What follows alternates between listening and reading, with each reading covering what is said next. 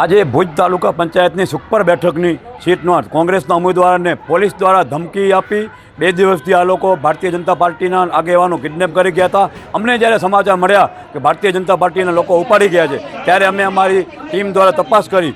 અમને છેલ્લી ઘડીએ એમનો એડ્રેસ પણ મળી ગયો, પરંતુ જિલ્લા પોલીસ તંત્ર દ્વારા ભાજપની બી ટીમ બનીને ઉમેદવારને પ્રોટેક્શન આપી, ઉમેદવારને ધમકીઓ આપી, ઉમેદવારને પોતાનું મકાન તોડી પાડવાની ધમકીઓ આપી અને પોલીસ સાથે રહી પોલીસે ચેમ્બરમાં જઈ અને ફોર્મ પરત ખેંચાવેલ છે. આ જિલ્લા પોલીસે ભારતીય જનતા પાર્ટીના બી ટીમ તરીકે કામ કરેલ છે અને લોકશાહીમાં જાહેરમાં હત્યા કરેલ છે. છેલ્લા 30 વર્ષથી ભારતીય જનતા પાર્ટીની સરકાર છે. ભારતીય જનતા પાર્ટીનો અંદેશો આવી ગયો છે. પ્રજામાં ખૂબ આક્રોશ છે, પ્રજા ખૂબ અમારા વિરોધમાં છે. મત અમને આપશે નહીં એટલે પોલીસને આગળ કરી, પોલીસ પ્રોટેક્શન આપી, અમારા ઉમેદવારને ધમકીઓ આપી અને સરા જાહેર લોકશાહીની હત્યા કરવામાં આવી છે, જેનો અમે સખત શબ્દોમાં વિરોધ કરીએ છીએ. અને આગામી સમયમાં પોલીસ તંત્ર સામે પણ અમે દેખાવો કરી અને પોલીસ તંત્રનો પણ અમે લોકો વિરોધ કરીશું.